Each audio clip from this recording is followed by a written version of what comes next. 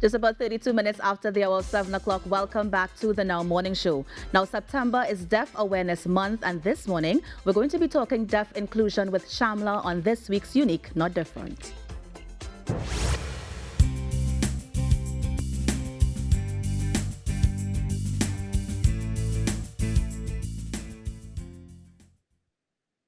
Good morning, guys, and welcome to Unique Not Different. And today I have Jamal Legion, who is the co-founder of Team Legendary, which is clever, and also he's an agricultural entrepreneur and a sign language tutor. With him today is his interpreter, Ryan Houghton. So today, this month, September, is Deaf Awareness Month, and the theme is Deaf Inclusion. So Jamal is here, who is deaf and in the deaf and hard of hearing community, is here to talk about being deaf and the daily impacts of it, deaf or hard of hearing. So good morning, Jamal. How are you doing? Good morning, Shamla. Well, I wanted, before you did the introduction about Deaf Awareness Month, I also wanted to say that Rayanne, she's also a part of the deaf and hard of hearing community. She's what we call a coder. Coder, child of deaf adults, because both her parents are deaf. So she's also included in the celebration. So just before we started, I just wanted to just let you know a little thing on the introduction. So this company, and also this year,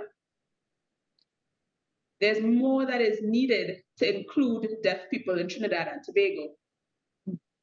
The theme, the international theme, of International Week for the Deaf, is inclusion. Normally, the world celebrates in a month.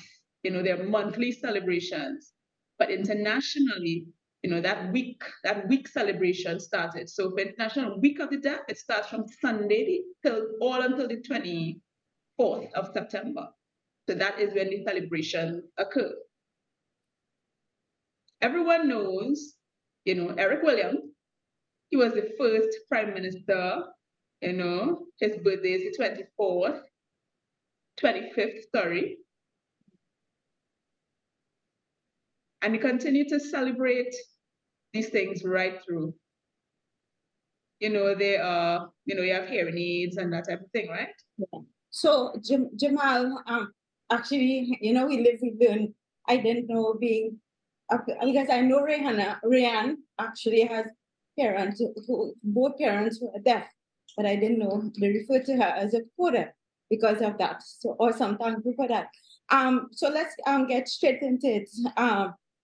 In terms of daily impact, how losing your hearing, how does that impact daily function?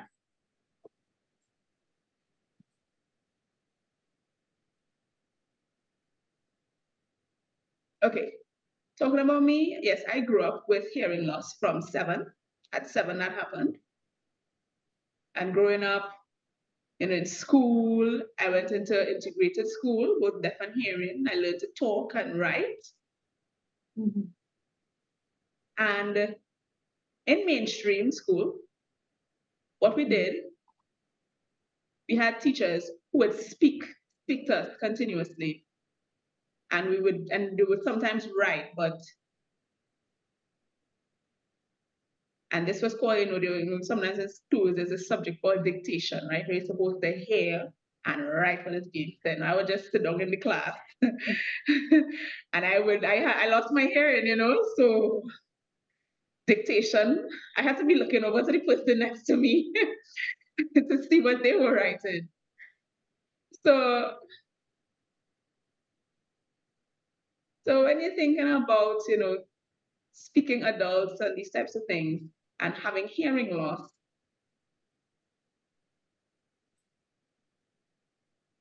we still, as adults, we can still do anything. We can be independent with this hearing loss. And right, as adults, yeah, If you have hearing loss, and or sometimes too, you're hearing all the time, and then just so it happens that you lose hearing loss on the way. You lose your hearing on the way. The feeling is like, I feel like your world comes crashing down. You're wondering what you can do. You start to feel like you're losing out on life. Yeah. So I would really just use this opportunity to encourage those with hearing loss, those adults with hearing loss, just to give them some encouragement. Life is not over, it's not the end. And there are new things that you're just going to be learning in life.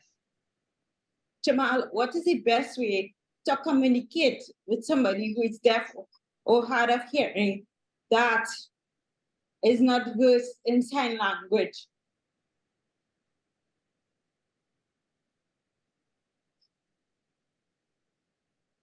It depends. It depends on it depends on that person's level of education. It really depends. For example, growing up deaf, sometimes some grow without education, not whoever went to school. You may have a family that's really strict in their ways of communication. For example, there's some families that really choose to not sign. And sometimes you tend to create your own method of signing or communicating, and that's called a hold sign. Okay. So those of us who did go to deaf school, we've learned formal sign language, fortunately. But there are also others where there's something called a code of deaf sign language.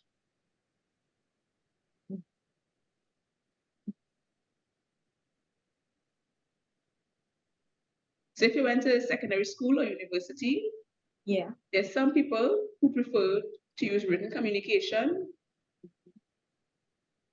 and signing exact English. It's called SEE, Yeah. And then there's some of us who use speech. And so, Jamal, in terms of having an interpreter, what is your experience in having an interpreter going through tertiary level education? Is it easily accessible to have a tutor in the system? I mean, interpreter, sorry. There's never enough. There's never enough interpreters. But based on my experience at UTT, everybody knows that I will find a way. That's one thing everybody knew about me. I was going to find a way to communicate. Whether it be with teachers, myself, we found a way. Online, there was an interpreter there, but when it came to practicals, there was no interpreter. I just had to find a way to be a good student. When it came to lectures, I knew I had to be my own teacher. Awesome. And Jamal, how come persons support persons who are deaf and hard of hearing, the general population?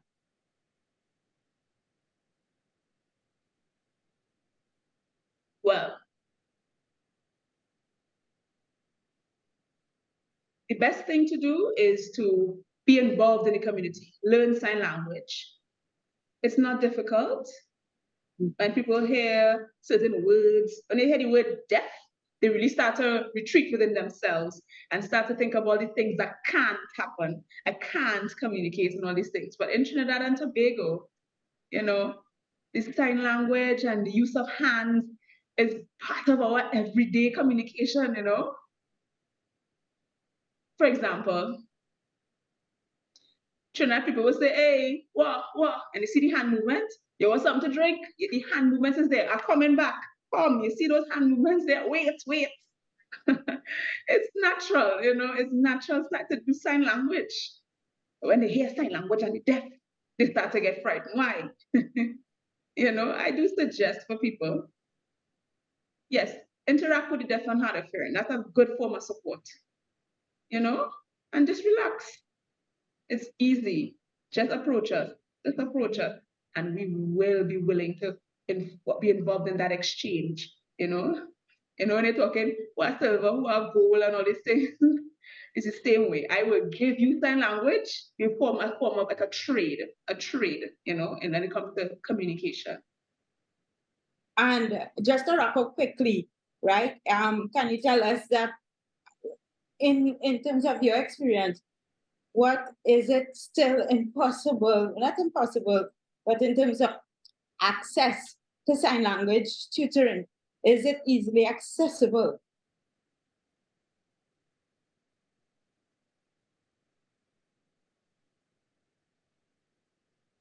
Well, I was about to say something like that. Prior, long time ago, a while back, you know, there was a lot of like over 10 years,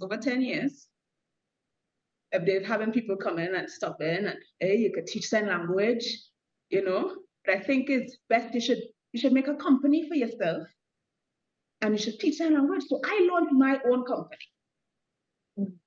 And this is open for everyone who is willing to learn sign language. That company is on Facebook. Yeah. Yes, it's online. So soon I will set up, you know, I will talk to you, Shamla, and everybody knows how to finally get into contact with me. Can you ask him, Jamal, what's the number to get in contact?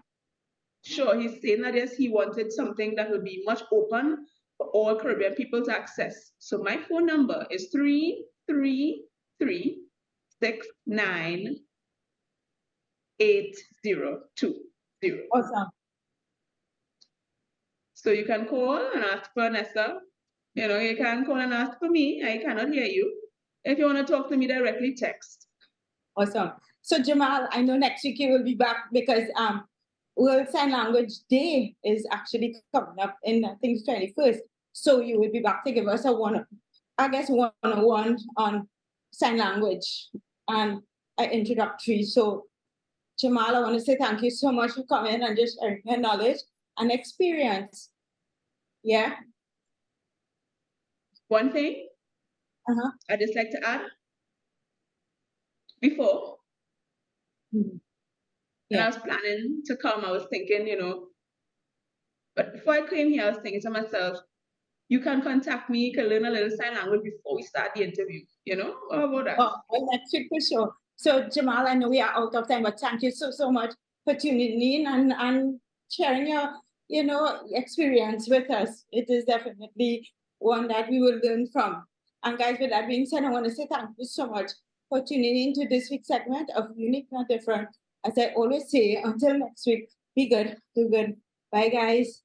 Bye Jamal. Thanks, Ryan.